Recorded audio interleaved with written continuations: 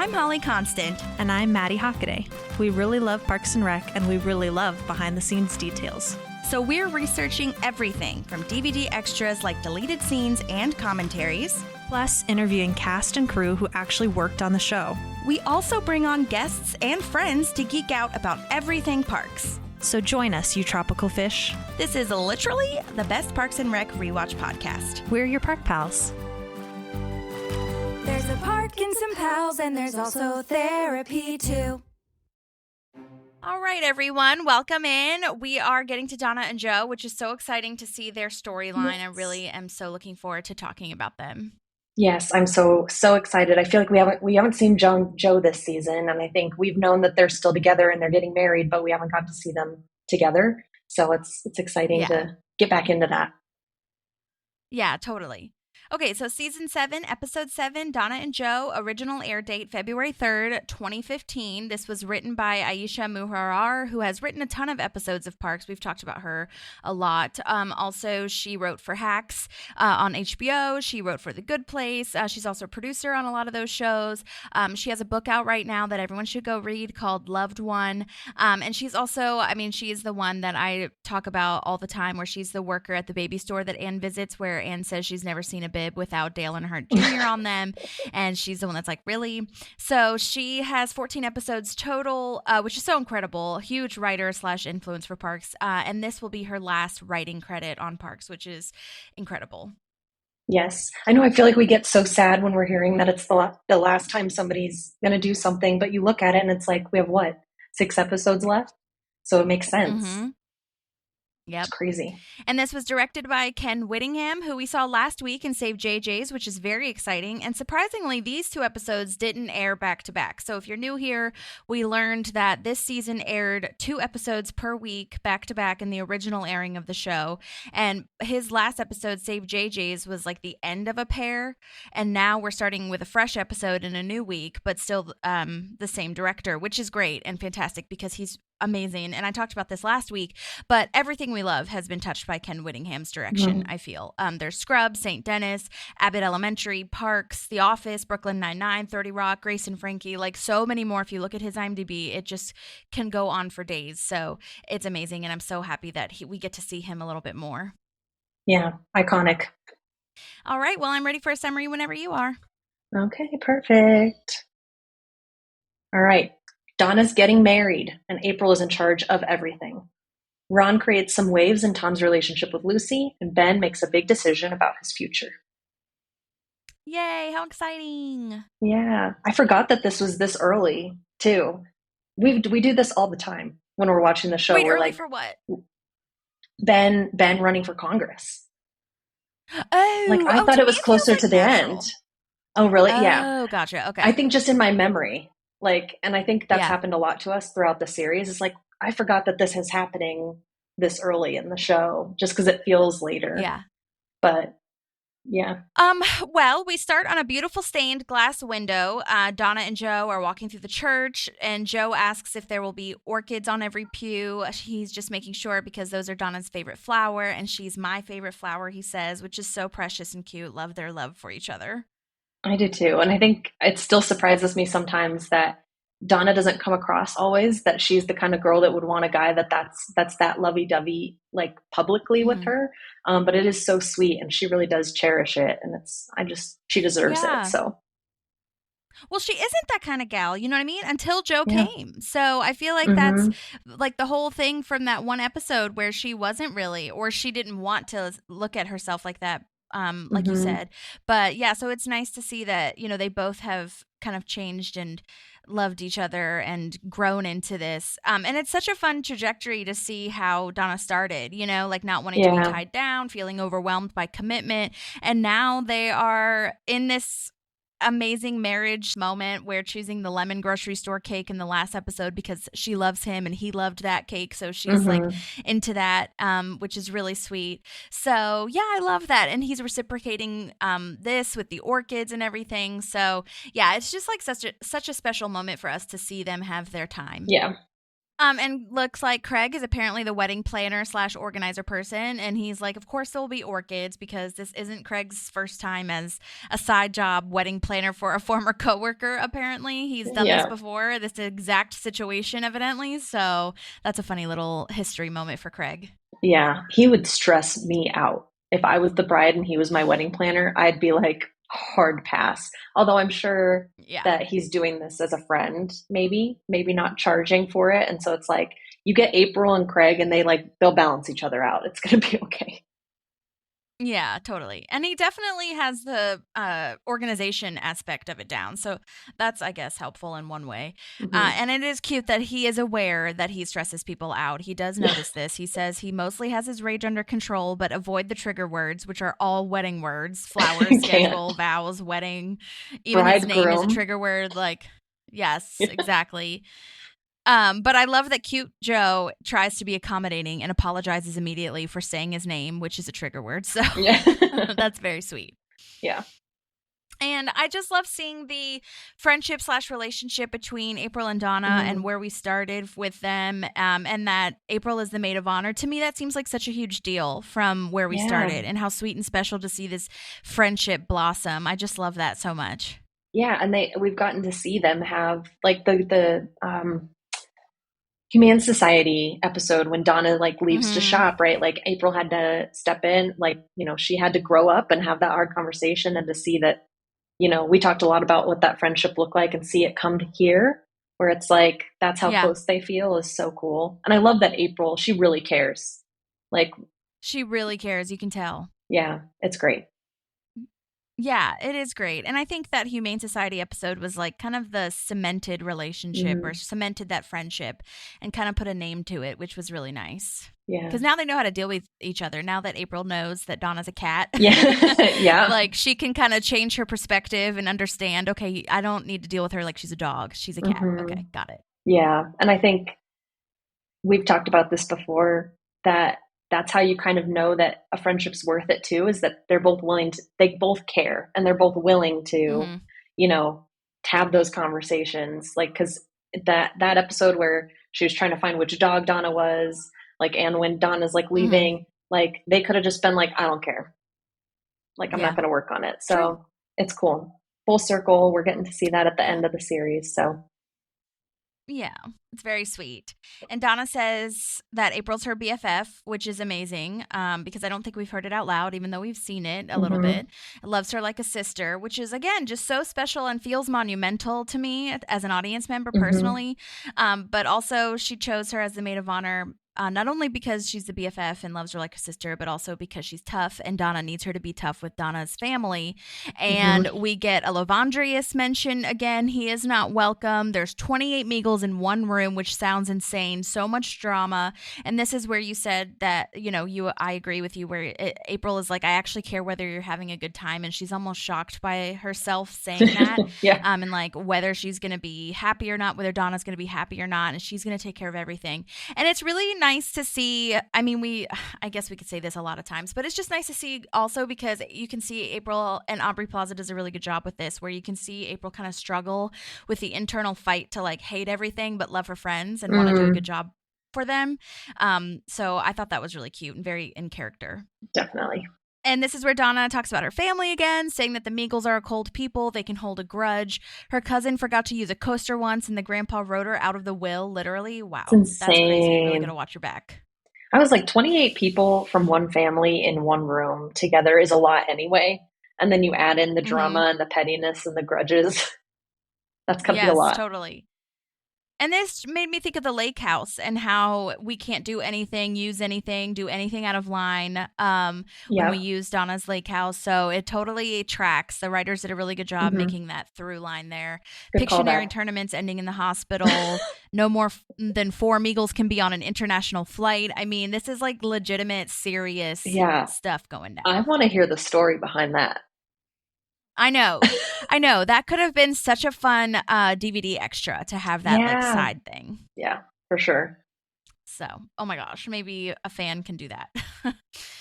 But they give great gifts. That's what's so funny. She's like, I know they're dramatic, but they give great gifts, so I got to get that flatware. Yeah. And I mean, listen, I'd be in it for the gifts and the cash as well. So that's the best reason to have a party, especially for real. a wedding or a birthday, like all the presents. For sure. All right, so at Tom's Bistro, Lucy said she picked up some geranium hand cream at the nail salon, and she gives it to Tom / shares it with him, and it's really cute to see this. She calls him Tommy. It's super cute that they're so in sync, I feel.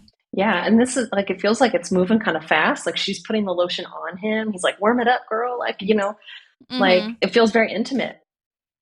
Yeah. And I mean, it does help that they've dated before, so they kind of know the vibes. But yeah, you're right. And I love when Tom says, like, guess what I've planned for tonight? And I laughed out loud when Ron said no. I just thought that was so out of nowhere. I mean, it's totally in character for Ron, but like, you don't expect him to just say no. And I would like to manifest that. I would like to do that. Like, just let your inner thoughts come out. Yeah.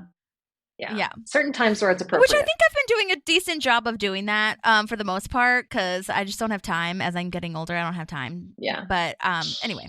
It's definite. So definite it was just really shift. funny when Ron did that. Yeah. So Tom has a baby blue brocade. What does he say? I can't remember what he says, but it's basically a baby blue suit and a matching dress for Lucy. And Ron is like, okay, you think that she'll like that? She'll be down for that. And Tom is like so confident that she will. And he's really confident in the relationship. He kind of lets it slip because he's just like talking now as friends, that Tom says he feels like he really knows her. He's happy. He'd marry her tomorrow. Like, I'm all in. And that's really nice that Tom is feeling this way. Yeah. We've never really seen him like that before. We saw him really hung up on Wendy in the beginning of the season or the series, but I think that was more comfort, and they already had set the ritual. Why do we have to divorce kind of thing? I think he's found somebody who likes the same things he likes, has the same temperament, and he's like bought in. He's like, I'm really happy to see this side of Tom, and he's not being sleazy Tom. He's actually being very sweet. Right. Yeah, like thoughtful. And yeah, with Wendy, it wasn't reciprocated, but this is different and makes him feel more comfortable / like in it, I think, because she likes him just as much as he likes her, which is always what you want, you know? And it's harder than you think, I feel, to find that. So he found it, and he, you know, is really doesn't want to let it go, essentially. I have to say, I don't know. I was just curious, I guess, on everyone else's thoughts, but I don't think I would like this matching dress with the suit personally. I like an accent color, maybe like a prom moment where like your tie matches my dress or something like this. But it feels a little siblingy to me. Fair, like family photos. It does give family photos. Yeah. But it is in character for this couple, and that's what's most important. Just like with Andy and April, where like half the things are not for me, but they like it and it works for them. But I think if my partner had presented that to me, I would struggle with being patient and honest and tactful, because I'd be like, I don't know if I like that. No, I definitely would not wear. I like what you're saying, the tie, like the tie matches the color of the dress. That's nice. Yeah. But anyhow, so Ron said he brought his own tri-tip in classic Ron fashion, and also in Ron fashion, he like spanks the meat, which is hilarious. And so Ron, he's so excited. Yeah. Oh, Ron. Someone on the internet actually pointed out that this was brisket and not tri-tip, and that Ron would definitely know the difference, but I did not. And I was like, okay, like good for you, Glenn Coco, for discovering that that's not tri-tip. But at the same time, I looked up, and I know that this doesn't matter at all, but I did Google what a tri-tip looks like and what a brisket looks like. They look exactly the same to me, and I'm just not that meat type of person. I like it all, but they look exactly the same. So it's a different cut of meat. I did look that up. So like I can't remember which one is. One is like the breast area kind of, and one's like a hind quarter. But yeah, they look the same to me. Butt or boob. Yeah, exactly. Yeah, take your pick. Yeah. Pick your poison. So anyhow, this is one of my most favorite Ron lines, I feel. I've been waiting for this. He loves weddings because of good food, celebration of romantic love, and churches. But the say what you will about organized religions, but those bastards knew how to construct an edifice. I just think that is so smart, so good, and funny. Yeah, I love it. And it kind of throws you off for a second when he says churches. Mm-hmm. But when the last part comes out, you're like, yeah, there it is. Architecture, woodworking, totally. And also, I mean, I know other people thought this when I saw on the internet when I was doing my research, but like I was thinking it before I even saw it that I miss Diane in this moment. Like I wish that they could have experienced this wedding and shown like had a little moment of love and life together with Diane too. But I don't know what Lucy Lawless was doing or if they just didn't invite her back because they had so much else going on. I'm not really sure. I don't know. This is a perfect moment to bring her back out of everything that's been going on. Because you typically take your significant other to weddings. Yeah, and I miss her too. Yeah. It's kind of sad to see him going solo. So yeah, because the kids wouldn't have to come back or the baby or whatever. Like, I don't know. It was weird. No, and the kids are old enough now that the oldest could have been babysitting with the time jump we did. So it's not That's like, true. Couldn't find a sitter or something. And they don't even give an explanation as to why Diane's not there. Right. Yeah. So that kind of sucked, but Yeah. the rest of the episode's fine. I just thought it was worth mentioning. Fair.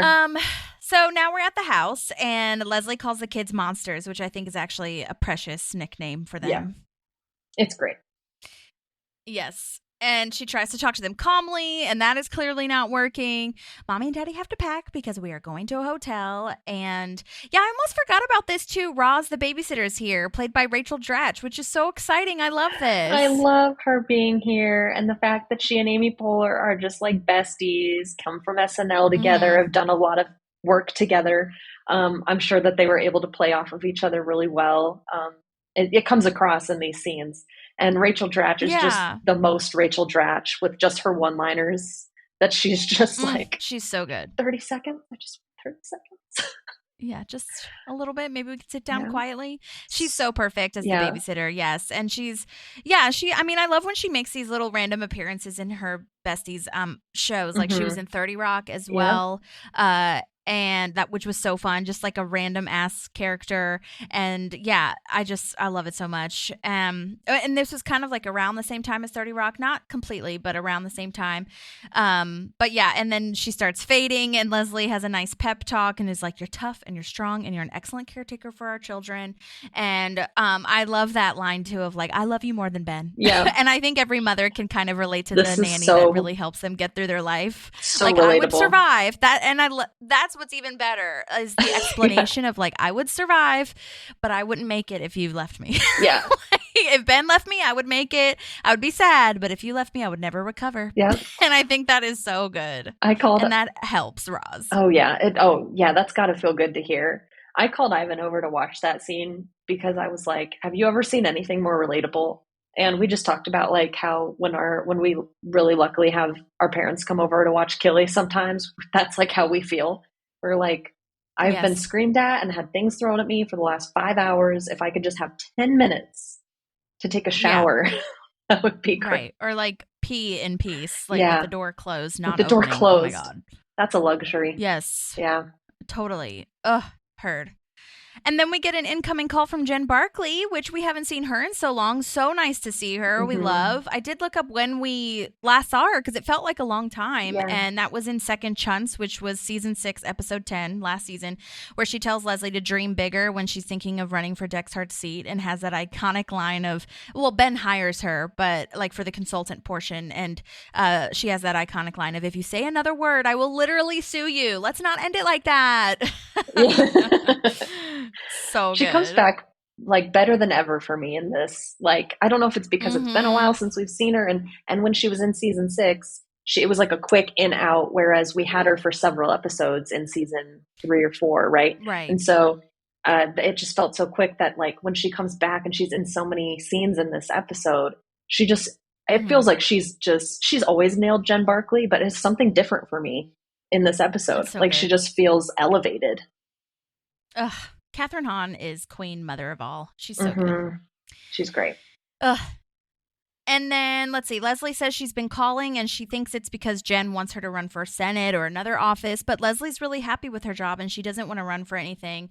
The whole world is her park, which I gotta say, I love hearing her say this. I feel like we haven't really gotten that kind of confidence or like I've hit where I want to be from Leslie. She's always striving, always pushing to do more. And so it's really nice to hear her say out loud, like, I love my job and I'm good. Like, I'm really fine with what I've achieved and I feel good about this. You know what I mean? Where she's at in her life right now. Yeah. I think, she's satisfied. She's hit a point where she's like really happy with what she's doing. I think when we entered the series, that's how she was until she realized that there were other things she could be doing. So it's kind of returning back to that, like I've settled into my place. So yeah, because I just feel like she's always been pushing because city council was her dream job. So even though she was doing parks and she loved it, she was always like thinking about what's next and what can I achieve next kind of thing. And she still does that, but within her happiness is still there. Like her peace is a little bit more content, I think, right now, or like solidified in a way, which is really sweet. And yeah, so this is where, their lives are so chaotic, Leslie says. So like, even if they did want to run, we just wouldn't be able to do it. And like run a campaign, especially. And Ben is really nice and says we could figure it out. Things aren't that chaotic. And I'm just like, what? Ben always does this. This is such a character trait for Ben. Like he always has this kind of naive, like not realistic way of thinking about how things are actually going. Like, it's just really funny to me because like it just made me think back to when Leslie loses her seat in the city council and he's like, she's doing okay. She's doing better than I would have thought. And then she comes in wearing her sweatpants, sleeping on a bench, eating paunch burger. And I'm like, Ben, what?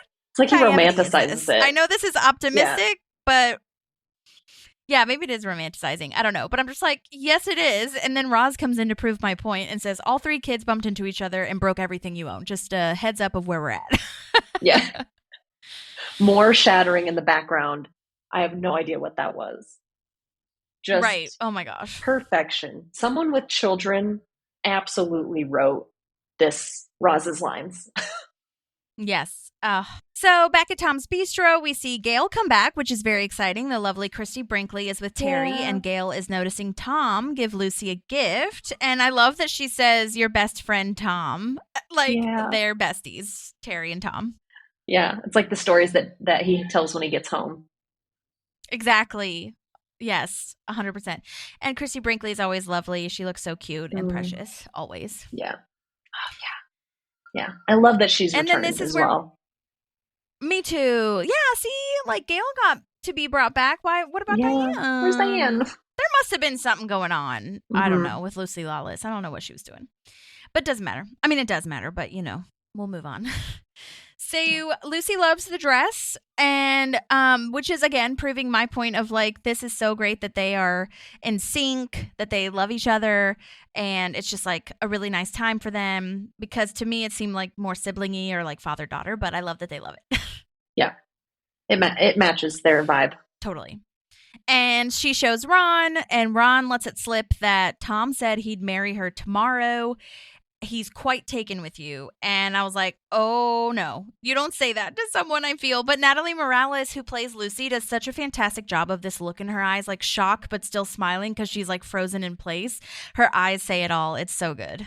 Yeah, she did a great job playing that because you can tell she's not completely scared off. She's taken aback. She's like, ooh, that's a little further than I am.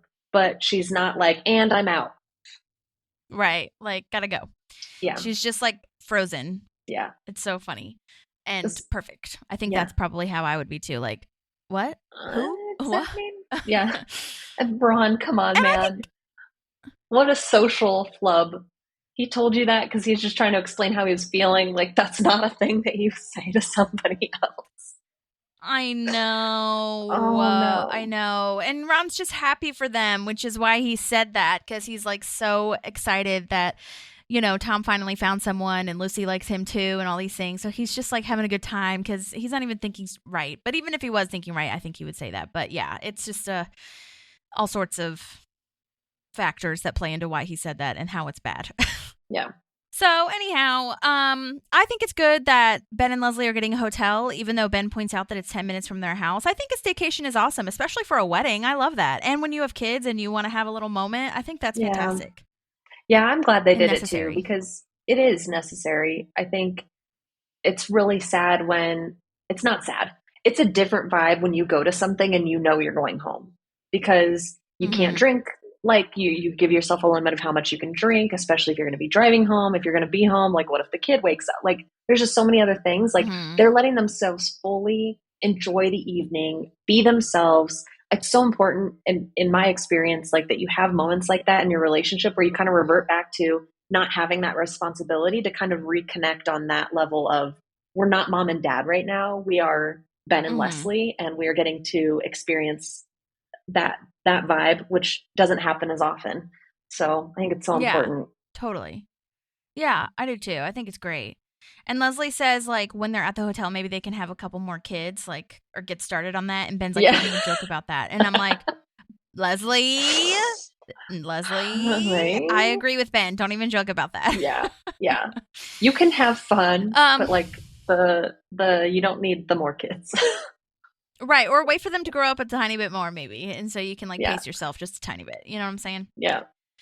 But they open the door to go to this hotel, and bam, Jen Barkley is there. She's such a wizard, like, which is my, like, in the canon of my head, this is when she's also playing the witch lady in WandaVision. Agatha. Oh yeah.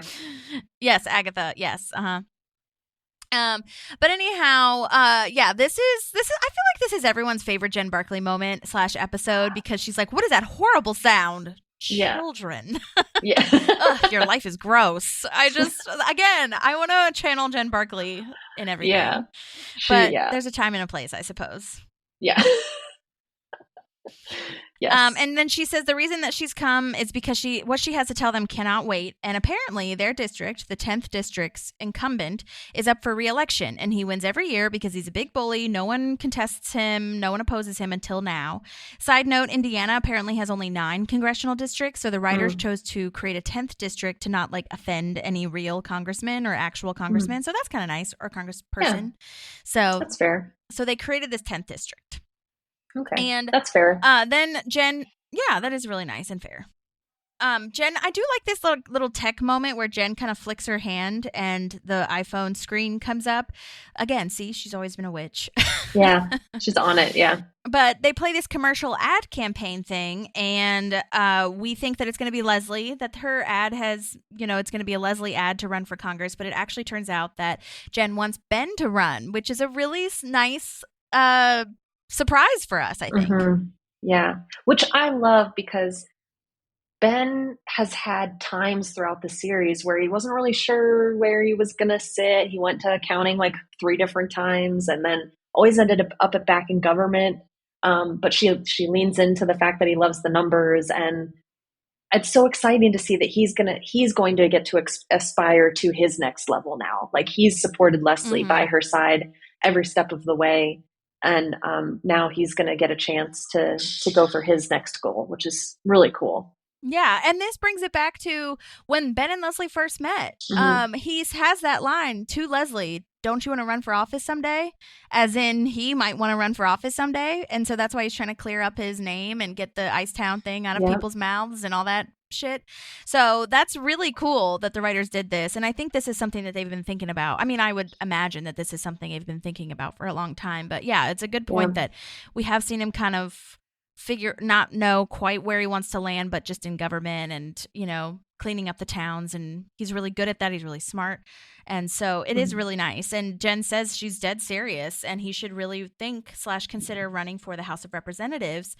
And I love that Ben's like, I'm not qualified for that. And which is so hilarious. Her line is so good. What a great commentary. Like, you might be overqualified for the House of Representatives. Yeah. With your resume. The little jabs she makes several different times in this episode around like our actual politicians is just so funny and accurate. I love it. It's so good. Me too.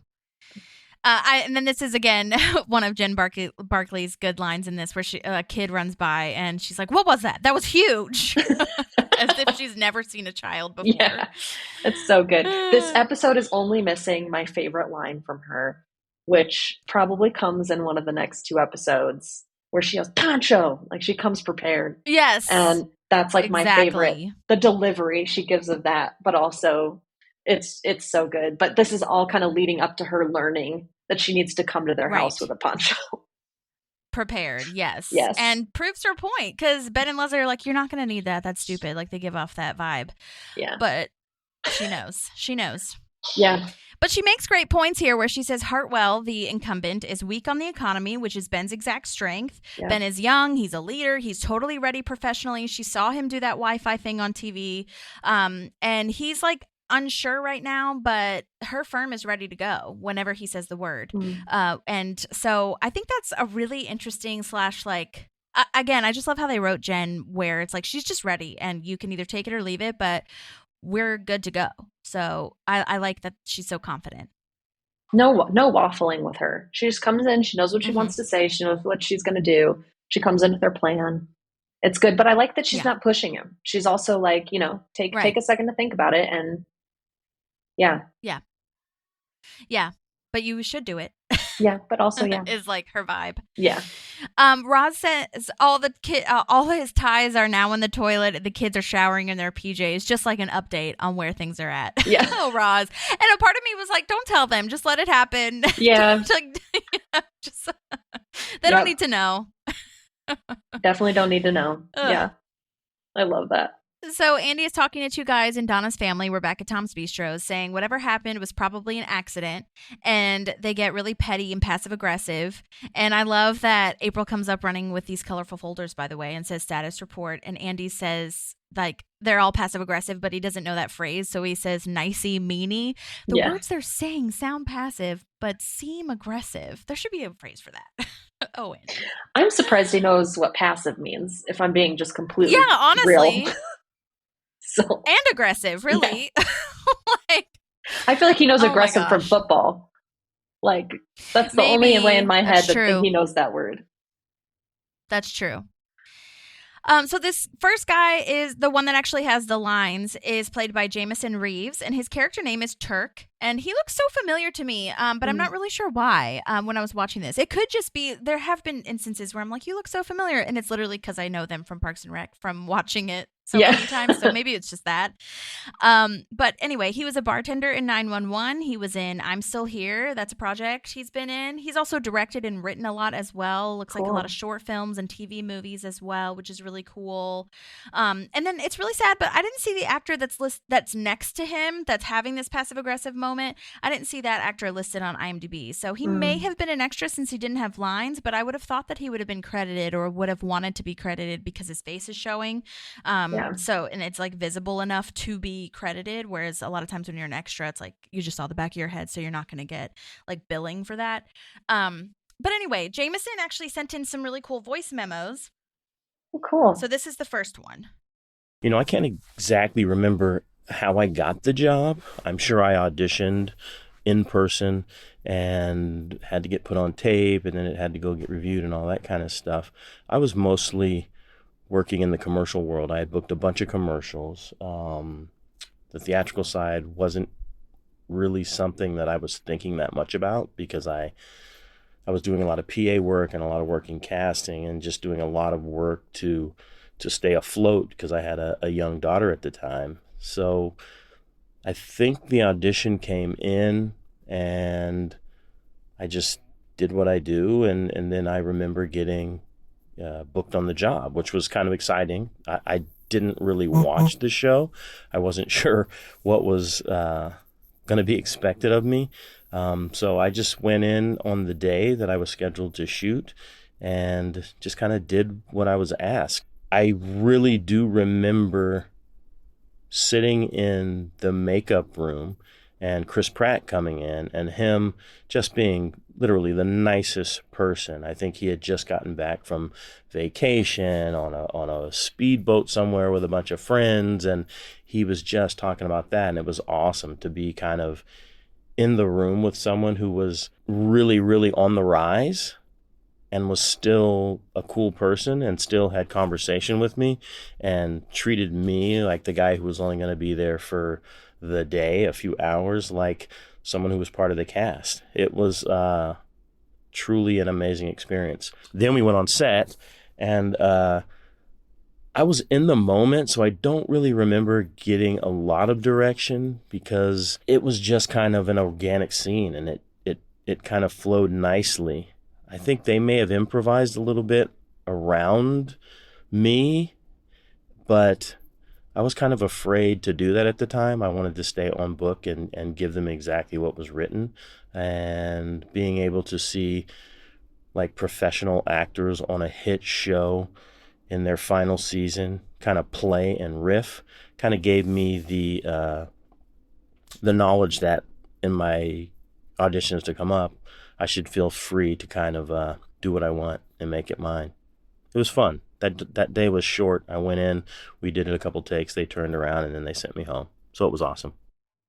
Oh, that's so cool. That's nice to hear. Yeah. Yeah, and Very I cool. love hearing when the cast is nice. I mean, we've really heard that from literally everyone, I feel. So that Yeah. is so special. And I just really love hearing that. So thank you so much for sending that. That's so fun. Oh my gosh. I really love hearing all these behind the scenes things. Okay, this is the second one where I asked him about his day on set. He already talked about that a little bit, but let's listen to what else he has to say. You know, my day on set was quick. I remember getting there to the location, getting signed in. I may have had a small trailer to go put my stuff in. Well, I'm sure I did. And then it was off to set with pages and kind of a blocking and a loose kind of rehearsal. And then back off to my trailer where I waited for the second AD to come and grab me and take me to hair and makeup. I went in hair and makeup. I was in there. I had that conversation with Chris Pratt, which was awesome. And then back to my trailer to chill, which was kind of weird because I like to be around people. And a lot of times when you're new to the set, you don't know anyone. So I would just sit in that little room by myself and go over my line, go over my line, and go over my line so that I was, ready. And then we called us in to, I think they were lit. They wanted us to come and block it before we shot it. I don't really remember having a lot of interaction with the other co-stars. I think I had a brother in that scene. No, someone that I was arguing with. I think he was like a cousin or a brother. It was so long ago, I don't even remember. But the two of us got along well, and then Chris came over and did his line. It was great, and it was done. I think a couple of takes, then you get to turn around, and then you do a couple more where you're feeding the line to the other guys, and then that was it. And then I think I left and went back to my trailer and changed out of the suit, put my clothes on, said goodbye to whoever was around, and then got in my car and headed back to work. Yeah, I might have even had to go to work that day after that, but I'm pretty sure I didn't. I'm pretty sure I booked out of whatever I was doing because, that day I was being a star, and it was fun. Yeah, it was a great experience. Yeah, that's so fun. Oh my gosh. And yeah, I mean, and we've heard that from pretty much everyone, especially on this season, but I think by like season 5, season 4, end of season 4 or whatever, they really knew what they were doing. But especially in this last season with a one-liner, like they were so quick. I mean, everybody says that it's so fast, and what a dream. And like to just have a couple hours where you go have fun, but also like the whiplash of only having 2 hours on set and then being like, oh my God, it's already over. Like it's done. I did it and just lived my dream. And then now I have to go back to real life. That's, I can't imagine. That's so funny. Yeah. But also like, yeah, just interesting to think about. So yeah, I hope that you did book out of whatever you were doing that day because you never know how long it's going to take. I mean, as much as like they're amazing and it's the last season, you just never know. But yeah, and he did mention that dude that was next to him, his co-star guy. That's the one I was talking about that I can't find his name on IMDb, but his facial expressions were really fun. He didn't have any lines, but they had a good little chemistry being Meagles holding grudges, So my next question was about Ken Whittingham because I was asking if he got any direction and how much I love Ken Whittingham. I was wondering if, what his experience was with that. And this was his answer for that one.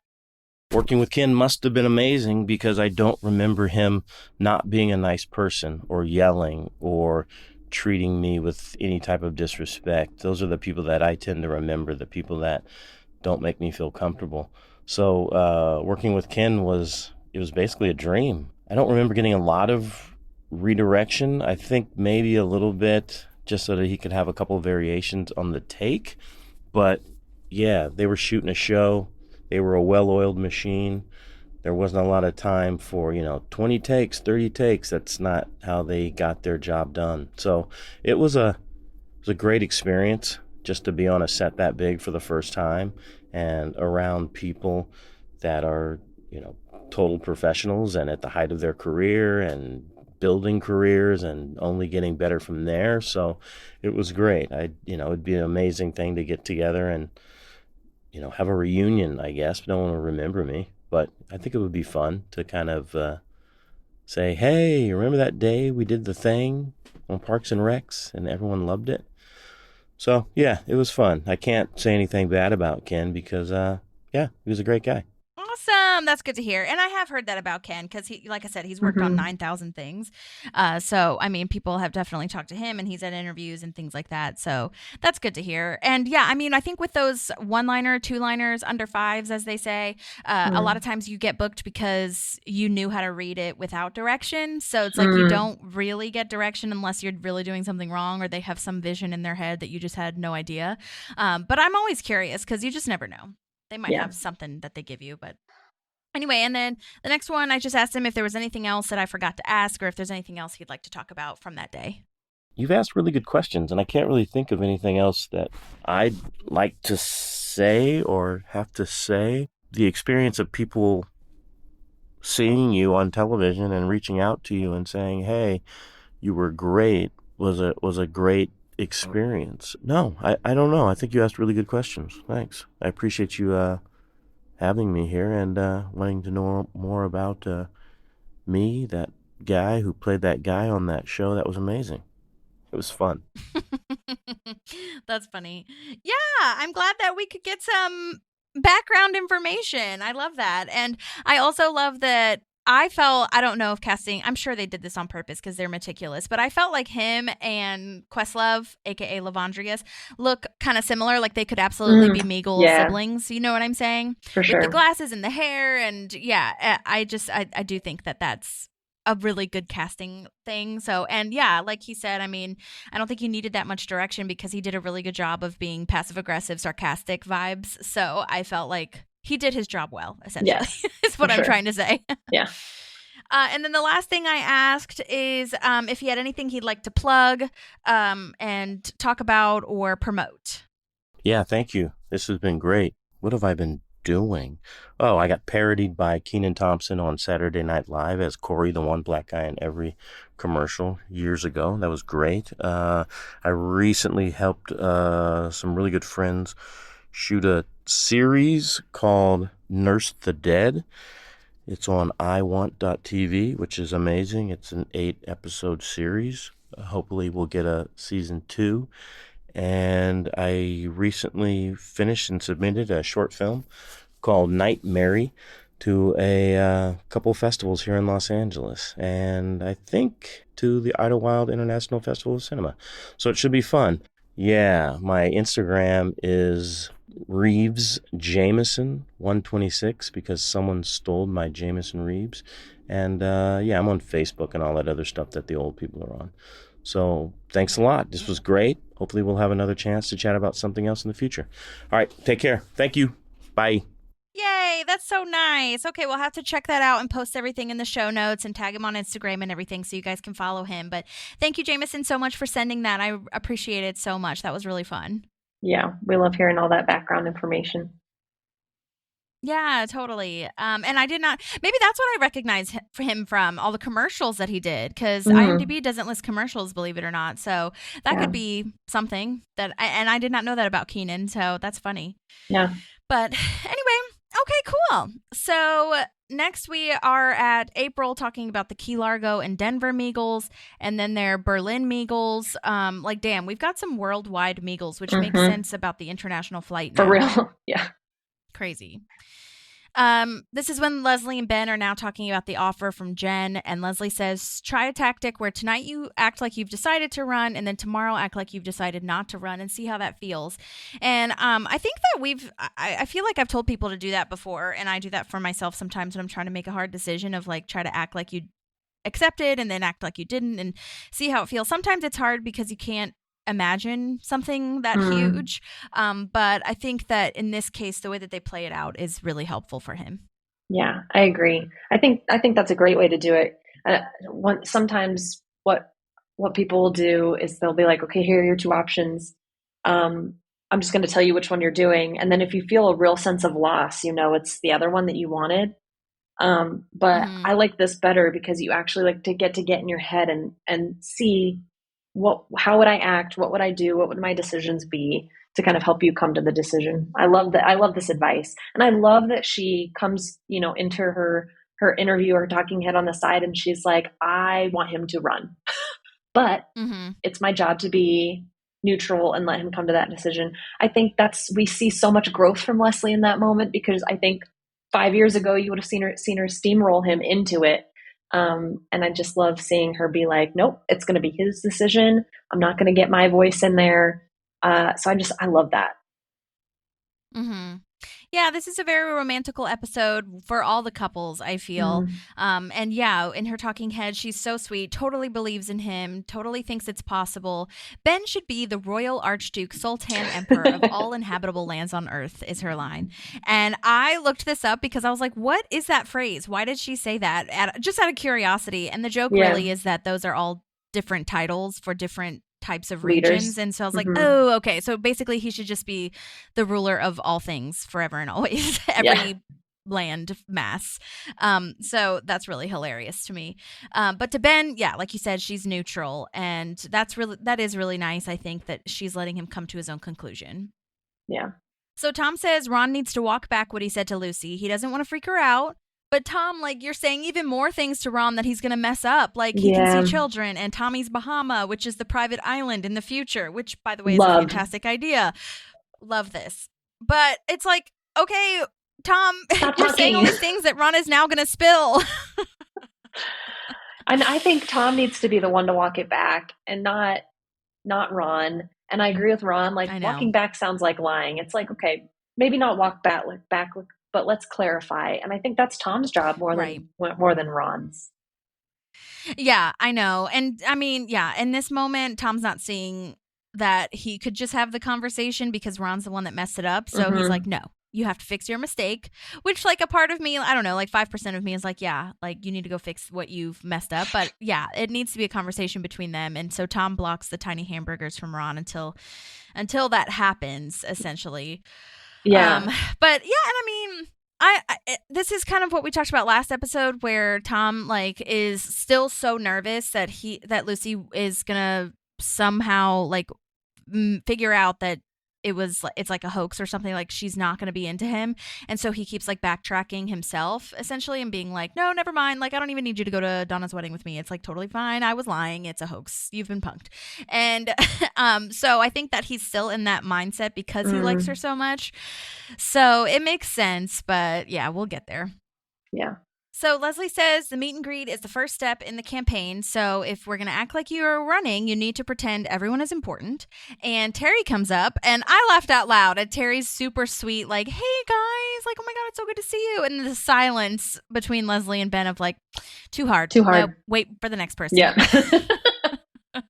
Which is so sad because Ben did end up getting closer with him. And so I feel sad. I know. Yes, I know. Ben just can't do this like pretending moment right now or something. Like he's just not in that headspace. But anyhow, so we meet Donna's parents next, which is so exciting. I love meeting Donna's parents. This is so cool to see their family. And the dad, Albert Meagle is his name, or his character name, is played by Hal Williams, the actor. And sadly, he passed away this year.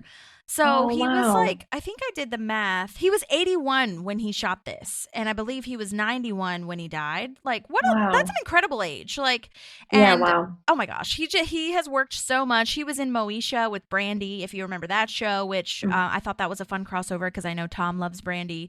He was in Mr. Mayor with Ted Danson, Matlock, The Sinbad Show. So many incredible things that I didn't even mention just there, but wonderful. And yeah, I'm just like really stoked that he got to do what he liked to do up until that age. So that's really cool. Yeah. And he did great. It is. It's awesome. And it doesn't go super well at first because Ben mistakes that they are married. And then he misses that her mom is a doctor. Like he says Miss Meagle instead of her name, Grace Callahan. And then he says or she says it's Dr. Callahan and all these things, even though I don't know how you were supposed to know that, Ben. That's not totally on you, but that is a great joke to think of off the top of your head. That's hilarious that he says, I hope that one of you is a podiatrist or a dentist because I seem to have foot and mouth disorder. And they all laugh and it smooths over. There's a sigh of relief. And that's a great little chunk of dialogue there.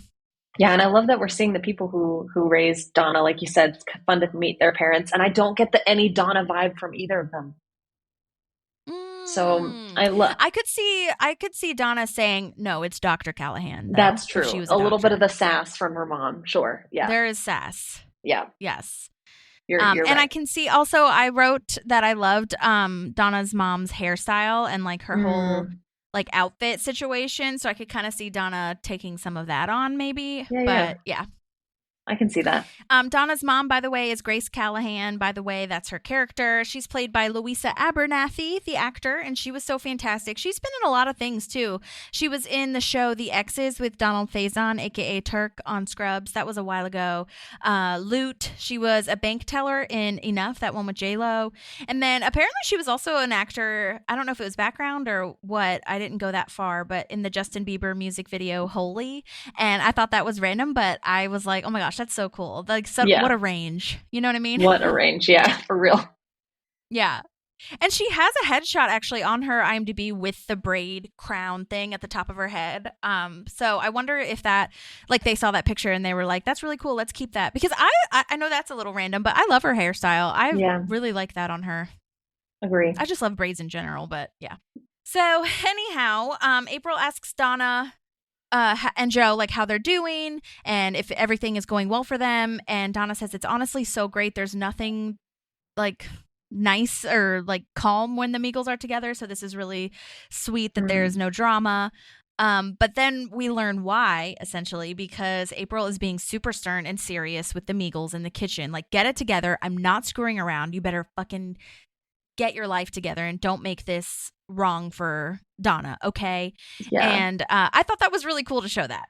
I loved that little background shot and the importance of Donna not needing to know that conversation has happened, that April's just handling it, and it's great. And what a wonderful touch to have genuine crying. Yes. He plays that off so well, and Andy going over and being his buddy, it's okay. It's okay. But don't cry. She didn't mean it. Yeah. But I think, that whole scene is so great. Mocking him. Yeah. Yeah. She's like, I don't care. Yeah. That whole scene really is fantastic. And I do love that Andy and him form this little toddler hug moment. Yeah. Yeah.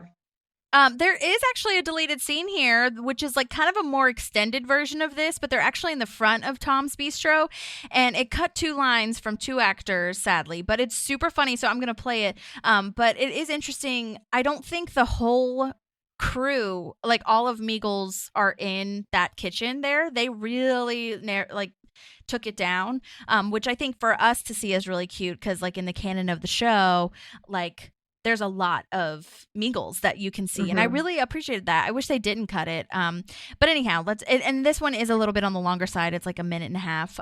But I think it's worth playing. So let's just go ahead and play that. Family, we gathered you all here early so you can meet Joe before the party starts. Welcome, Meagles. I gotta tell you, I'm just so happy that you've all made it to this rehearsal dinner, and I cannot wait to get to meet all of you. This is gonna be great. I still remember the first time I ever met Donna. I was doing missionary work in Brazil, and I just saw this vision in red, paragliding down the Amazon. Yeah, you don't need to tell that story. It gets pretty R-rated. It does. See quickly. It does. And this is April, my maid of honor. And I am Andy Dwyer. I'm married to the maid of honor, making me the best man. Sorry, Joe's brother. Yeah, well, we'll see you all in a bit. To the left, starting. Hi, Meagle family. Welcome. If there's anything I can do to help you or facilitate a general sense of happiness and calm, please let me know. I think I can behave myself. Unlike Jennifer's dandruff, you won't even notice me. Well, people tend not to notice the unremarkable.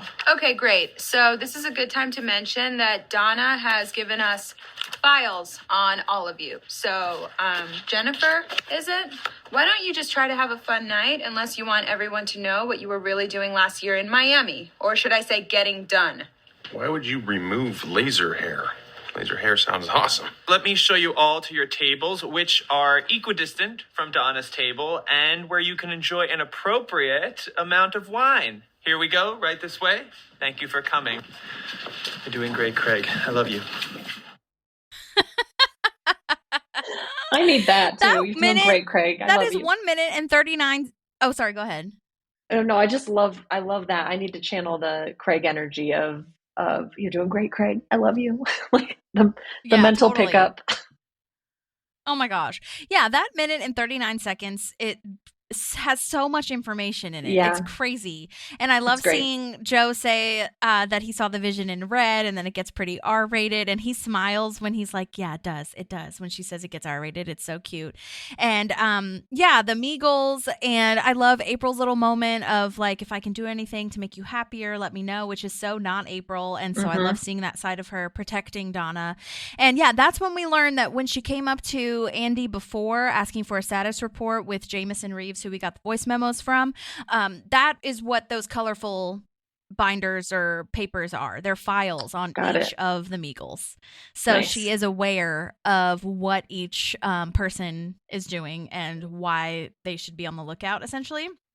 So Jennifer, the one who I guess allegedly got some laser hair removal, something, whatever, or reversed it, whatever it was, is played by Crystal M. Harris. And she's done a ton of stuff as well. 911 Lone Star, a new miniseries called Unexpected Company, the new Jim Crow, Majority Rules. And it looks like she was also a casting director for some music videos. So, and she's also a singer. So that might be why she's in the musician world. Also, it says in her bio that she grew up in rural California with chickens, and she summered in the Philippines with her dad. And I thought that was a fun tidbit to I always point out random things that people put on their IMDb bios because I think it's fun. Yeah, for sure. And I did talk to Crystal, and she is going to send in some voice memos, but I think the timing just didn't work, so I'll add that into the next episode. But I'm excited to hear like what that experience was, and you know how that was with because she got to be with all of them. It was April, Andy, Donna, and Joe. So I mean, I know that she wouldn't maybe have interacted with every single one, but to be in a scene with them is super cool. So and just a side note too, like a lot of these cut scenes, like unless you buy the DVDs or you really scour the internet, like a lot of these actors don't get to see these scenes because they're not just like automatically sent. Like Crystal didn't even remember, and so I don't think she had seen it maybe, or even if she had, she like hadn't remembered. So I like did a little makeshift video on my phone and was like, here, this is how great it was and how cool it was, and our agent got to see it too because I CC'd her agent as well, which is always nice because I like the agents to see like, hey, your client is really cool and good and get them work, please. You know what I mean? Which I'm not saying that her agent is bad or by any means because I don't know them, but I just like I like circling them in because it's a nice professional thing to do. But anyhow, so that's Crystal. And then the other one, I'm pretty positive the girl who starts this fight is named Ebony Burks because she's listed on IMDb. And she's a really prominent singer, musician. She's been in a ton of things as a music producer / singer, which is really awesome. And her music is everywhere you stream. So I'll post that link even if it's not her. But I mean, there's a picture on IMDb that like sometimes, and I've said this before, sometimes there are pictures on IMDb that don't look like they looked in the show, or like they look just slightly different enough that it's like, is that really them? I don't know. And they don't really say her name. They say Jennifer, which is Crystal's name, the first one, but they didn't really say the other girl's name. So I wasn't able to like cross check that, but I think it's Ebony. So I'm going to say it's Ebony, and I followed her on Instagram. So, maybe I'll message her and see. I just, she just now accepted me. So like I wasn't able to message her. So I'll try to confirm that later, just as a heads up. Nice. Okay. So this is where, let's see. Oh yeah. This is, the April, and I was talking to Donna and Joe, and she's like, easy peasy, lemon sneezy. I love that April line. Yeah. She's trying to fit in, and she doesn't, just slightly off. She just doesn't like want them to know that she's like, you know, was kind of stressed. Yeah. But also doesn't want them to know that she just even did that. Like you said, you know, she doesn't need, they don't, even if she's not stressed, they don't need to know that what's going on behind the scenes, you know? Yeah. But yeah, this definitely got me thinking about me and my sister when we were doing my mom's birthday party recently, because it felt like a wedding. And we were just very much like, I see myself in April in this moment. Not only the lemon sneezy thing, but the people, like there are some crazies and like that came to my mom's party. Not crazies, but just people in the community that I'm just like, no, I'm not effing around here. Okay. So get it together, be here, be happy, don't steal food, and go home. So, oh, that's awesome. Can't wait to hear more about people that. Stealing food. Yes. Oh my God. Yeah. People, I'm not even going to get into it. I just like people are a little wild. They were fine at the party because I think we laid down that law, not like, you know, as straightforward, like out loud, but they could tell. But no, it was fun though. It wasn't anything that was like, oh my God, like I'm scared or anything like that. But yeah, it wasn't as loosey-goosey, I think, as some people might be used to, which I liked. And it worked out perfectly. So it was great. Good. So Ron talks to Lucy and fucks it up again, starts talking about like camouflage, saying camouflage could technically be a form of lying because Ron's like, I've never lied before. And I'm like, what are you saying, Ron? You're not even fixing anything. This is why I think Tom should have just done it. Yeah, that's so true. Yeah. Because, like, he failed the first time. What makes you think he's going to, like, make it better? Ugh. Anyways, you're right. But anyway, he's being, Ben is being super charming and political, and they're also drunk. So that's why he's, you know, easing into this. Very condescending. I feel condescending. I love that. So good. And even when he goes back in, he goes back in like he's going to say it right. And he still says condiment, which is just like so that good. Was it. Nailed it. Yes, and I love getting Ben's delusional / incoherent side. That's the best when he's on drugs, and the Partridge Hospital is great when he can't be on camera. The snake juice episode, the blueberry wine episode, like all of that. Those Ben drunk moments / on drugs moment is perfect. And now this, it's just I love seeing Adam Scott do his drunk character. He does such a great job here because he still comes across like he's thinking clearly enough to give this speech. You're not like, bro, sit down. But he has a little bit enough in his voice where you're like, oh, he's drunk. Like, it's just like a perfect balance of, sure, continue to give this speech, but also that's not the Ben we're used to. Right, 100%. Yeah, and I mean, Leslie says that it only takes like one sip of wine now to get drunk since they had the kids, so it's and they've clearly had at least 2 or 3 glasses, maybe more, so they're definitely feeling it. And this is why I think, I mean, maybe she would have done it if she was sober, but she especially says that he should do this, make a speech, because a congressperson would need to make a speech. Like, oh Lord, Leslie, not the best idea, but you know what, totally fine. Toast it up. I love this little moment. I'll toast it, baby. Roast it and toast it till it's brown on both sides. So good. Again, Leslie and Ben have great, like every couple I think in this episode have a really good couple moment, partner moment. You know what I mean? It's really beautiful. I love it. And I mean, at least it's not like a drunk uncle stereotype, because he's not saying anything inappropriate.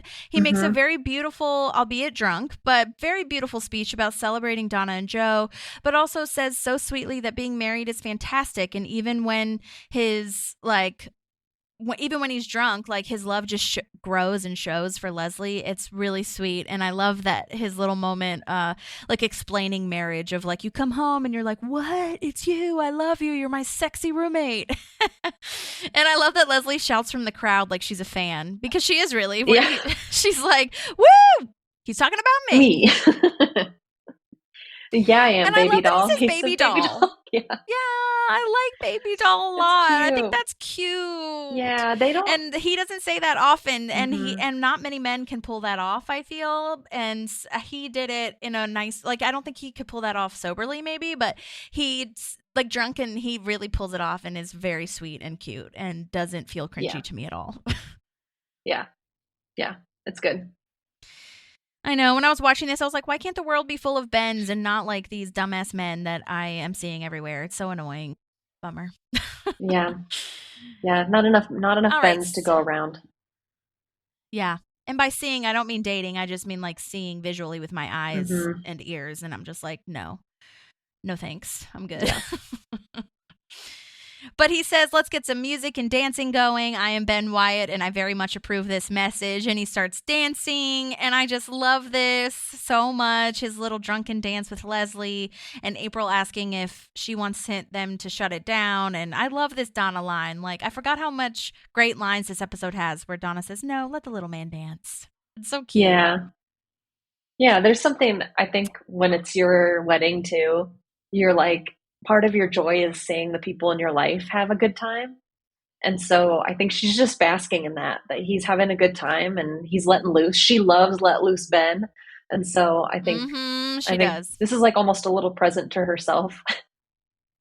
Yeah, and she wanted a little drama, and this isn't drama necessarily, but this is a little bit out there. So Yeah. Oh, yeah. Okay, so Leslie joins him in the dance, which is really cute. And I know he was drunk when he said this, but I do think that they should have gotten some music like going. He was right. Like they didn't really have like party music happening, which maybe they were going to do that eventually, but I kind of think that was a good idea on his end. Yeah. So now we're at the Pawnee Super Suites where Ben and Leslie are staying, and they have a horrible hangover because, again, they haven't drank in forever. Also, did you notice that Leslie has this, like, Willy Wonka shirt on? I don't know if it's, like, a Sweet'em shirt or what it is. It looked like they were wearing matching shirts. Yeah. What is that? I didn't see anything in know. the deleted scenes. Yeah. Usually that stuff is explained, but I was like, what the hell? Yeah. It's so funny. Maybe they got drunk and went to maybe they went to that Willy Wonka thing that was like viral on the internet like recently that was really bad. Yeah, that could be. And got shirts. No, I don't know. It must have been some Sweetums thing maybe, but whatever. That was funny to see. Yeah. So Leslie says, okay, you acted like you were running yesterday. So today you'll act like you're not running. But then we get a shocker that Jen posted the campaign ad. Like the cat is out of the bag. Officially, he is running according to their firm. And they don't know what happened. And apparently they called Jen last night. And Leslie also called 867-5309 100 times. That's so funny. That was so good. It's so sad to me that in like 10 years, people aren't going to get that. Like who are just now watching the show. That's true. Yeah. It's so funny. Yeah. Also, I think that bed, this is random a tiny bit, but that bed looks fantastic for a Pawnee Super Suites. It looks very comfortable and squishy, and I love it. Yeah. I love a hotel bed. But sometimes the bed is not that soft. Like the comforters are usually really soft, but sometimes the bed isn't great. And I think this one looks really good for being in Pawnee. Yeah. They did it up. Yeah, also this is random, but I stayed at the Cambria Hotel in Nashville, and that's a chain, and it was the most softest bed I've ever slept on from a hotel. So highly recommend sleeping at the Cambria or like staying at a Cambria sometime and trying that because it was so nice. Loved it. Yeah, good. So I'll have to keep that in mind. Yes, keep that in mind because they are a chain, so it might be in the next city you go to. So yeah. Okay, so now we're at JJ's. Jen is meeting Ben and Leslie, and she says they look awful, which, again, just goes with Jen's, like, say whatever comes to mind, very straightforward, no waffling. But also, I guess I never really thought about it before analyzing, but I guess that lease isn't up yet on JJ's because our last episode was Save JJ's, and the diner's still there. They're still eating there, so it must not be completely closed yet.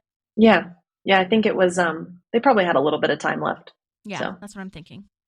And I'm glad we're not completely done yet with JJ's. I kind of thought we were done last episode, so I'm glad we're not. Yeah. So anyway, Ben is like, look, I know that I called you, but you really should have checked with me before releasing the campaign ad, like even though I left you a message. And Ben is like, Jen is like, you actually left 4 messages and they were very serious, very specific on the platform, very ready to go. Like this was not something that Jen was like, oh, he kind of sort of said he was going to do it. I'll go with that. He like legitimately said, I want to run. And I love the Leslie singing the 867-5309 song in the back is so funny. And Jen saying like, love that song. Love that song. It's so good. I love that. And then this is when, like you said before, that Jen learns that they were drunk and her commentary on the Congress and House of Representatives and stuff. Like most of Washington is drunk all of the time. Like you're going to fit right in Congress. No big deal. Yeah, no problem. All of Jen's lines are such bangers. Like they so good. And so well delivered. So well delivered. All of it is just so well done. So then we learned the official presser for Ben running is tomorrow at 9. Oh God. This is where she does start to push, where she's like, it might derail your whole career if you don't show up, but it might not. I mean, you never really do know though, but it probably will, but you never know. Yeah. Ugh. Oh, and this is another banger of Jen's lines. Like, I do think about this all the time, and I really sympathize with parents. I sympathize with you guys. But damn, that line is exactly how I kind of feel sometimes, where I'm like, I'm going to go spend my time doing exactly what I want to do because I don't have children. Yeah. Banger. That's so funny. It's funny because not in a bad way, but I was like, I feel like that probably is how Holly feels when I'm like, I can't do that because I have the kid or whatever, like. Because it's so true. Yeah. It's so rare that we get to do anything that's not for the kid. Like, it's so rare we get to do anything for ourselves anymore. Yeah. Yeah. 100%. Like, yeah. And even small things or whatever it is. Yeah. And yeah. So I do think about that sometimes and I mean, again, I don't think this is insensitive, but if it is, I apologize. Where like sometimes I think about when I'm depressed or having a moment, I'm like, at least I don't have a child to take care of right now at this moment. Yeah. Like, I mean, but also it's not my like passion, like, or dream to have a child. So like, that's also a whole other like can of worms. Not can of worms, you know what I mean? A whole other feeling. Yeah. So, but yeah, I did relate to Jen when she said this. So you are right. Yeah. It's to each their own.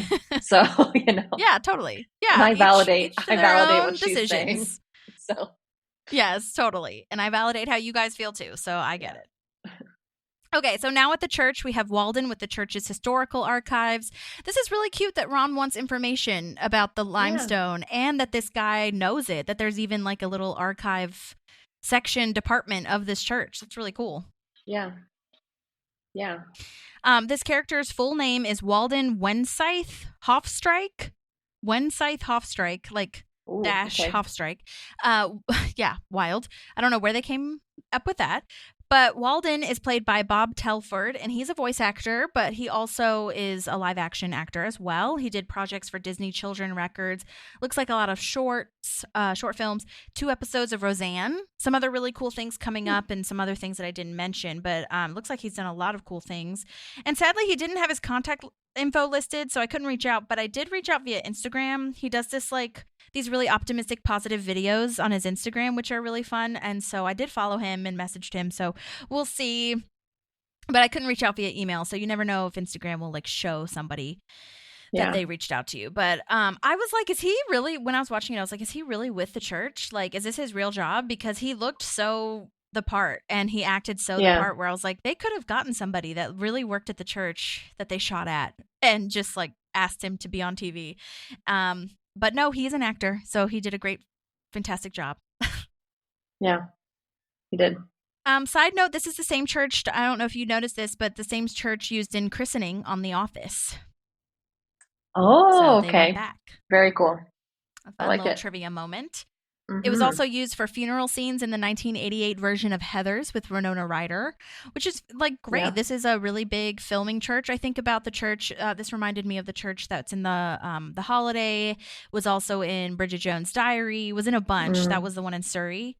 And I was like, a lot of these places I feel are just like really aesthetically pleasing for a TV show. So they did a really good job with finding that. And if you're interested, if you're in Los Angeles or visiting Los Angeles, it is called the Church of Angels in Pasadena, California, if anyone wants to visit.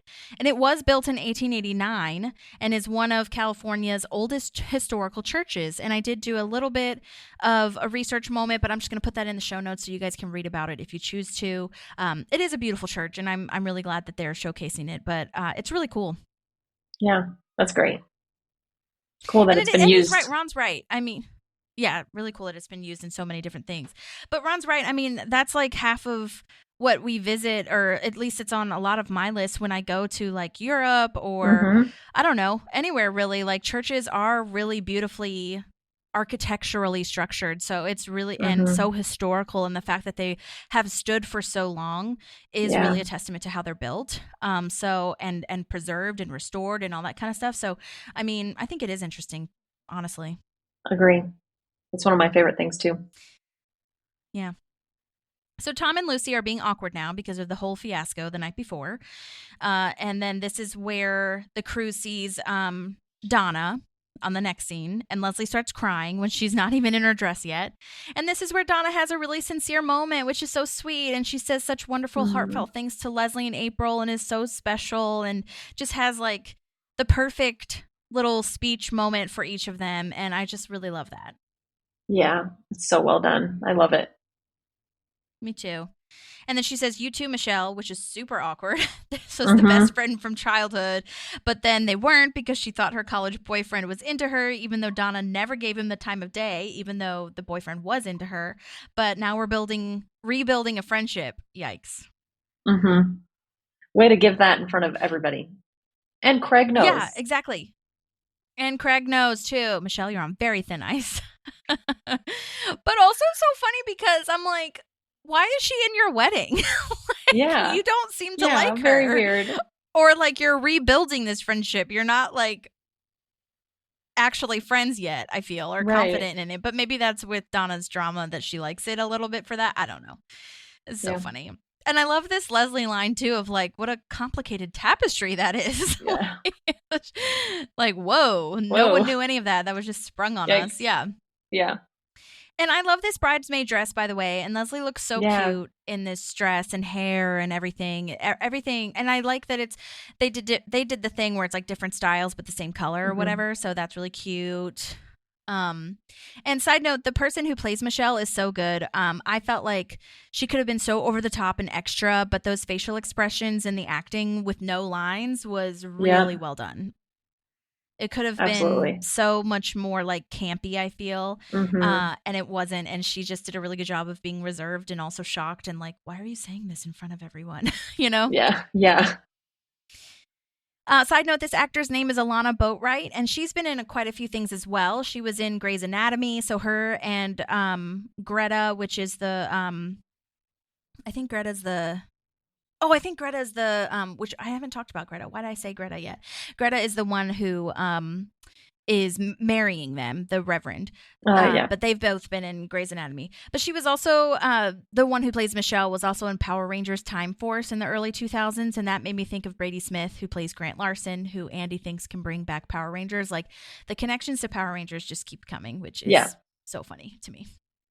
Yeah. And then before we move on, there is actually a little deleted scene between Leslie and April. And Leslie's kind of like thinking and stressing over the Congress running and all that kind of stuff. And I just think it's a really cute April moment too. And you'll see why. Hold on. Yeah.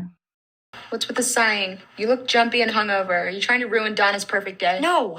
Ben is in the middle of something, and my brain is hurting my head. Well, guess what? Today is not your day. It's not about you, okay? It's Donna's day. So drink some water, throw on some blush, and fall in line. April, I love seeing you supporting your friends and putting your foot down. Don't ever talk to me like that again. So much. I love that. That's exactly how I feel. All of the things that Leslie just said. Like, I love seeing April really stand up for her friends and really just like put your foot down for the betterment of Donna. That's really sweet. Yeah. I also didn't think she did it in a disrespectful way.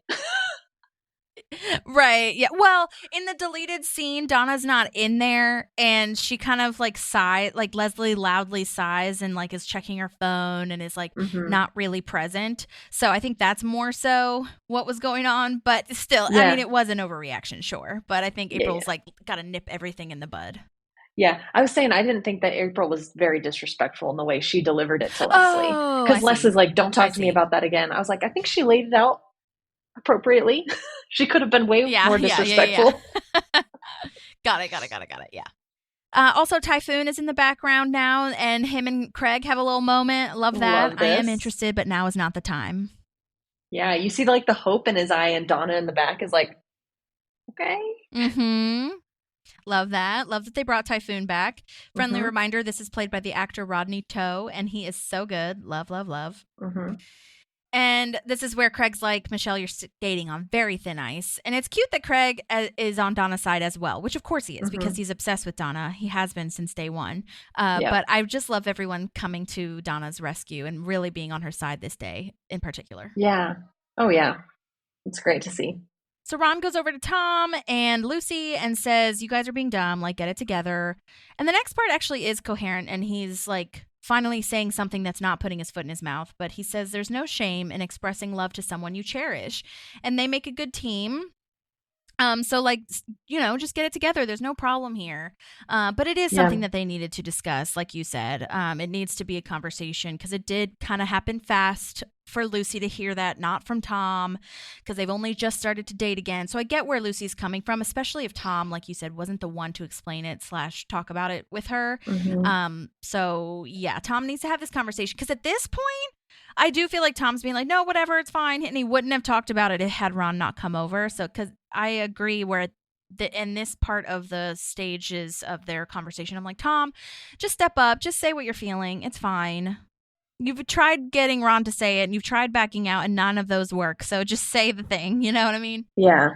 Yeah, for sure. So, and, yeah, it is nice that none of this is bad. Like Tom says those things that is just scary and shocking when A, you hear it from someone else, like Lucy's, you know, not hearing it from Tom. And B, you just started up. And I was frustrated with Tom at this moment, but I'm glad that he did. Because what he says is actually very mature, like a well-spoken response. Like all he meant was that he's all in and he understands where she's coming from, like having just gotten out of a relationship, so not wanting to push. But I do like that right here, Tom finally is like, okay. Like it takes him a while and I'm annoyed, but what he actually says is good. And then she leans her head on his shoulder and that's very sweet. I'm just in it for the free dresses anyway. And they ended on a joke and a laugh and that's nice. Yeah, for sure. Well, good closure for them on that. Yes, definitely. Okay, so Donna and Joe now are giving their vows, which is so beautiful. Such a sweet moment that Donna deserves, like we were saying before. Like, it's just so nice to see this special moment, her being celebrated, being loved. I love that Joe's vows say that the Pearl Jam album Vitology was written about Donna. I love Donna's dress and her makeup. Like, she looks really lovely. I agree. I'm a little surprised Tom isn't standing by her. Yeah, that's true. Yeah. Was I could see her being somebody with a bridesmaid. Neither of them were. Yeah, that's true. Yeah. Well, he was the butler of honor, which I think is a bridesman. So, I guess maybe no one was standing up there. I don't know. But yeah, you're right.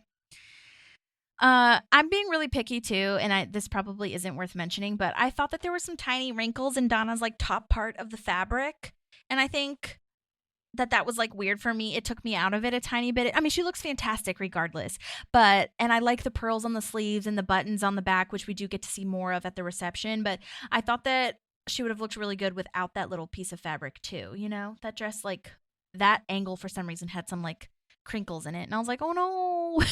Yeah, I thought it was just the fabric, but I could be wrong. Like that weird like tool creases so like easily. That's just how it looks.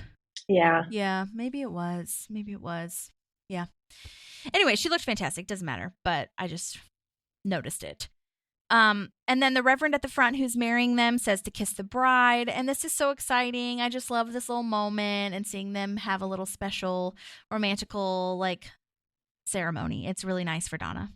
Yeah, and I like that they had their own vows, but they weren't super drawn out, and it was short and sweet, but you got the gist of how they feel about each other. I thought those were very well written as well. Totally. I agree. So this reverend, who I mentioned accidentally already, is named Greta Sashita is her name. The character name is Reverend Althea Nike, which is funny. Cool. But yeah, I hope I'm pronouncing her actual name right, Greta Sashita, which either way, if I'm not pronouncing it right, it's spelled beautifully and it's a great name.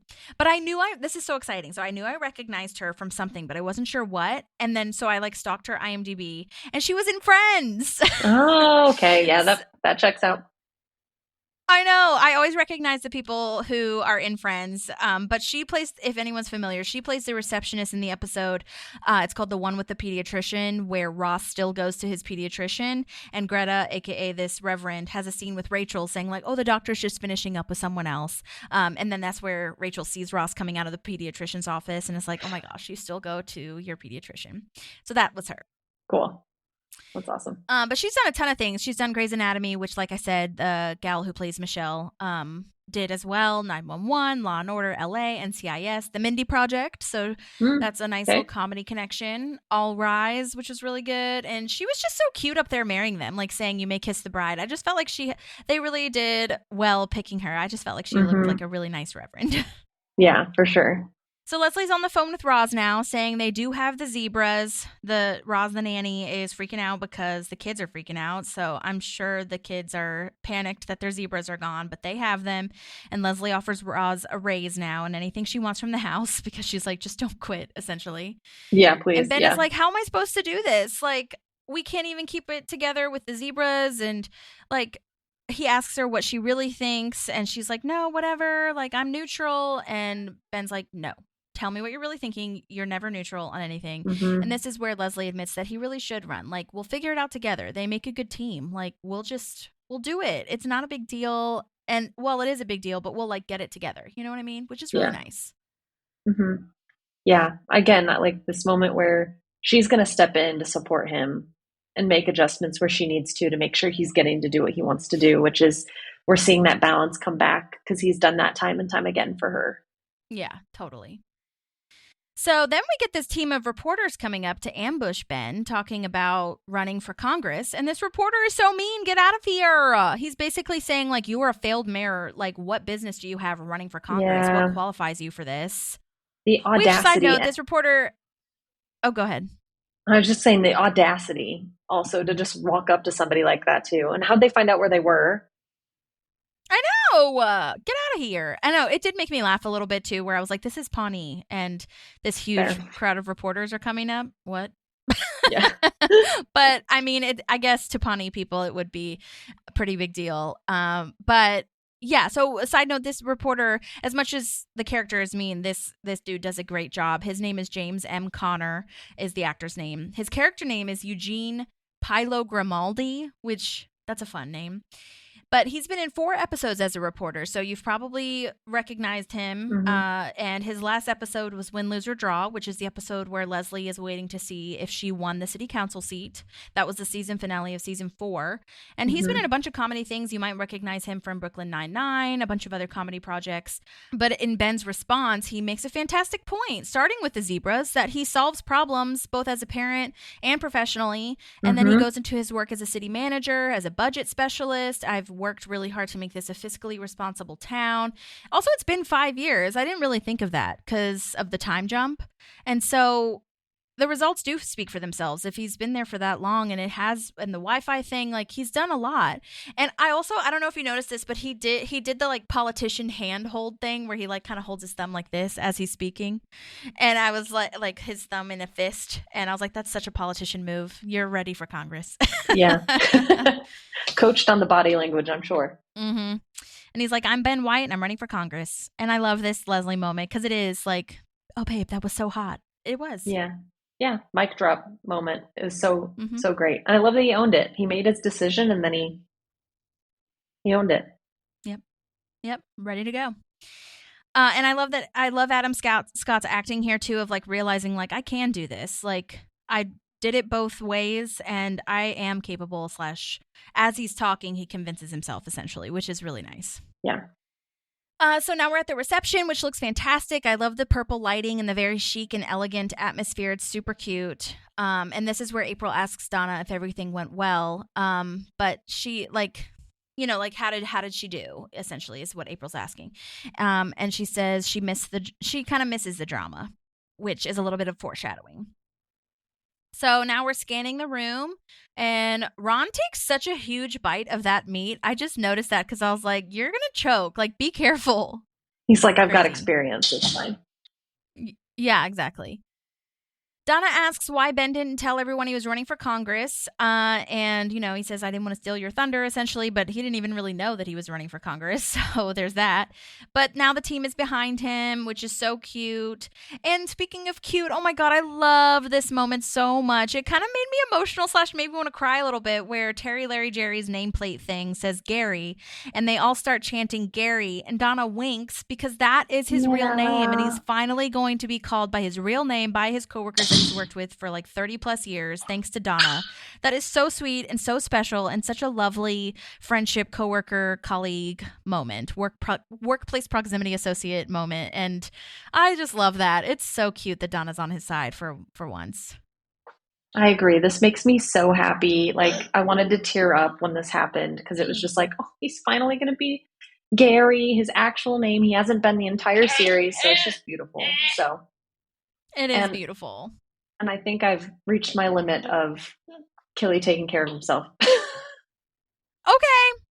Well, we don't have much left, so I'll finish the rest by myself, and I'm glad you got to join for as long as you did. Me too. I'm happy it lasted much longer than I thought. So I'm very happy about that. Okay, good. Thank you for being well behaved. I appreciate it. Say hi. Hi. Say Mama. Yeah. Bye. He's Bye. like, it's See you time for next mommy to time. go. He says, see you next time. Okay. Okay. Go kisses? Bye. Yeah, we'll go do that, okay? Okay. I'll talk to you later. Thank you. Mama. Okay, bye. Bye. Yeah, bye. All right, so it's really sweet when he's like, oh boy, I'm blessed. So then we get a dance, and Craig says they're going to get a surprise musical guest. And by we get a dance, I mean Donna and Joe are dancing, which is very sweet. And Craig says they're going to get, some singing going on. One of my all-time favorite musical performances, Me. And I love that Genuine walks up. He's so hilarious. I just love that he's like getting his tie ready, has a smirk, or not tie, like his suit ready. He has a smirk on his face, like this is going to be me, and it's Craig. Which, by the way, Craig doesn't have a bad singing voice at all. I think it's great. I had a girl, Donna was her name. It's so cute. I love that. And then we get the drama. So Andy comes down the stairs, which, by the way, is so dramatic. I love a staircase moment. Hope you saved a slice of that cake for your estranged brother, Lavondrius. And this is when Questlove comes in, which is so iconic. I mean, Quest was in the comedy world with Fallon already by this point, so I don't know who asked who to be in the show, like if Quest talked to somebody or if they talked to him or what it was, but this is perfect. I love that he came on. He's totally a great brother to Donna as far as casting goes, and yeah, so fun. And this is so cool, building on that character of the Meagle family holding grudges. He throws the microwave down, and he says, now no one gets any popcorn. And I just love that he brings the microwave with him. And this is another thing that was building on such a sweet April and Donna moment where we find out April orchestrated this whole thing. You said you wanted a little drama. And it's so cute. And it's just like Donna knows that April, even though Donna knows that she orchestrated it, she's still really excited about it and happy that she got to, have that little piece of drama. So she got everything she wanted on her wedding day. The no drama, a little slice of it, and then all of her friends really appreciating her and being so obsessed with her. So I love that very much. And how fun of a role is that to come in, throw a microwave, say a few lines, and have a fun day? Like, so cool. I love that Questlove and Dratch got to make a special appearance on there. So anyway, well, that is the end of our season 7, episode 7. Donna and Joe, we've got them hitched, and now we'll come on to the next episode. And I do love that we are building on. I know this is not the crux of the episode at all, but I do love that we're building on Donna being friends with Jerry / missing him, because we'll see that a little bit later on where she's like, "Oh, I do miss you, Gary." I think she says Gary. So they're starting to build on not being so annoyed by him because they're not working with him all the time, if that makes sense. Oh, and it looks like we actually did get a voice memo from Louisa Abernathy, who plays Grace Callahan, aka Donna's mom. And I just want to go ahead and play that because I don't want to wait till next week to add it in. So let's go ahead and listen to that. Hi, this is Louisa Abernathy. I played Donna's mom in season 7, episode 7 of Donna and Joe, episode where she's getting married. I remember reading for that episode, and I was ecstatic when I booked it. It was a submission that my agent did, and the rest is history, as they say. The first day of this on the set, I remember reporting to the base camp, which was at the Rose Bowl parking lot. Never been to the Rose Bowl. And met the AD who ushered us off to hair and makeup. And I got to meet my co-star, Hal Williams, who was playing the father of Donna. It was wonderful because I had admired Hal for a long, long time. So this was a wonderful moment. And he lived up to every expectation. Such a gentleman, such a kind man, and very generous as an actor.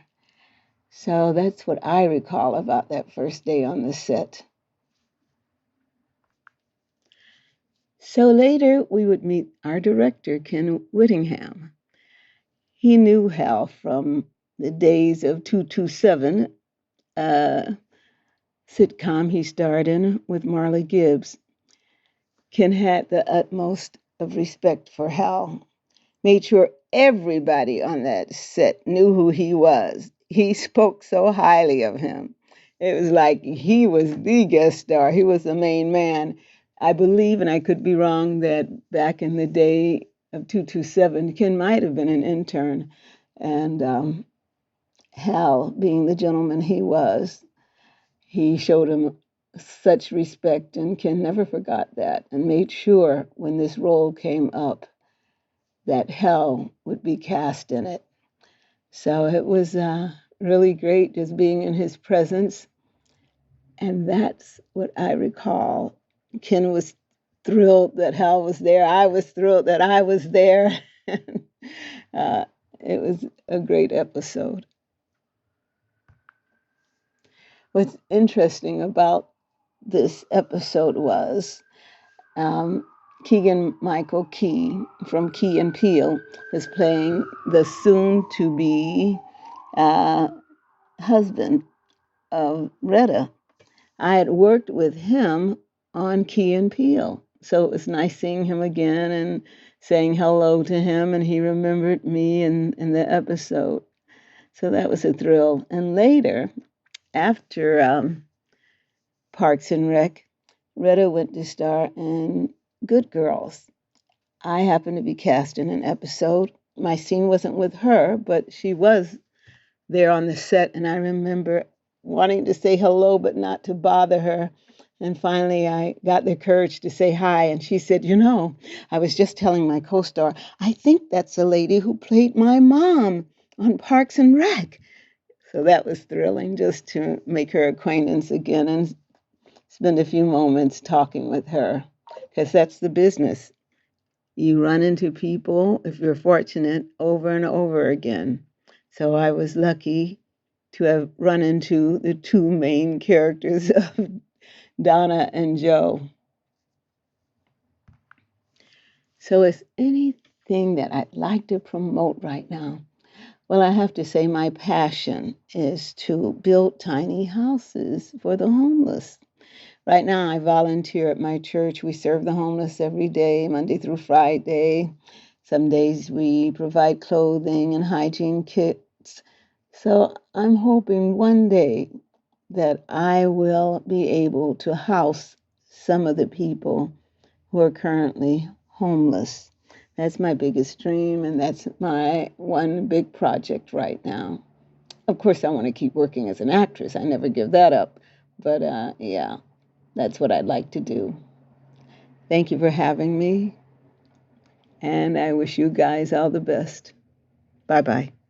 Oh my gosh, what a sweet little lady. Oh my God, that's so cute. I made some notes to respond back. First of all, the Rose Bowl, that's so cool. I love knowing that information, that was the base camp and that you had never been to the Rose Bowl and that you just made it there, to have that be your base camp. Oh my gosh, what a fun way to see the Rose Bowl for the first time. You know what I mean? Or be at the Rose Bowl for the first time. That I love those types of location kind of breakdowns of like really the nuts and bolts of where was this, where was that. So thank you so much for sharing that.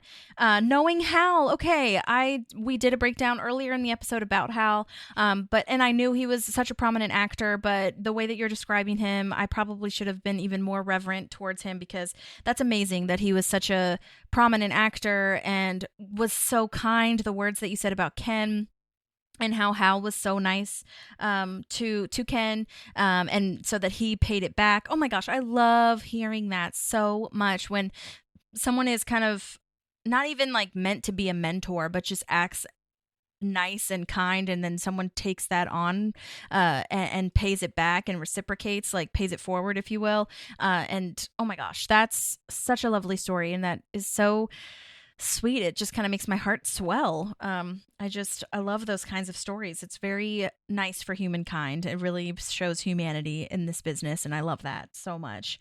And so cool that you had those connections with Key and Peele and Good Girls, and could kind of remember each person and talk to each person and communicate with them too. And I love Keegan so much. I love him in everything he does. Every interview, I'm always laughing / like feeling really heartfelt. So I'm glad that he could talk to you and remember that you guys were in Key and Peele together. That's so fun and so cool. Like, you've had such an amazing career to be in Good Girls, Key and Peele, all the other things that I mentioned before. And how sweet of you to spend your time promoting this volunteer work that you do, building tiny homes for the needy, for the homeless, I should say. I love that, and I'm so glad that you do that. And I'm gonna email your agents and ask which company you work with, so I can post that in the show notes if anybody is in your area, or maybe it's like a regional thing where they can chip in to do that type of work as well and really get that word spread. Thank you so much, Louisa. This is so special. I'm so happy to hear all of this. Thank you so much for sending that in. That was beautiful and perfect, and I loved it. And thank you for being a perfect Donna's mom and a perfect Dr. Callahan. Thank you again so much. Don't forget to rate, review, subscribe. Thank you so much to Jamison Reeves for sending in that awesome voice memo. I'm so glad we got to hear that. Thank you to everyone that I emailed. Have a great rest of whatever day time you're listening to this, and we will see you next time. Okay, bye. There's a Parkinson Pals, and there's also therapy too.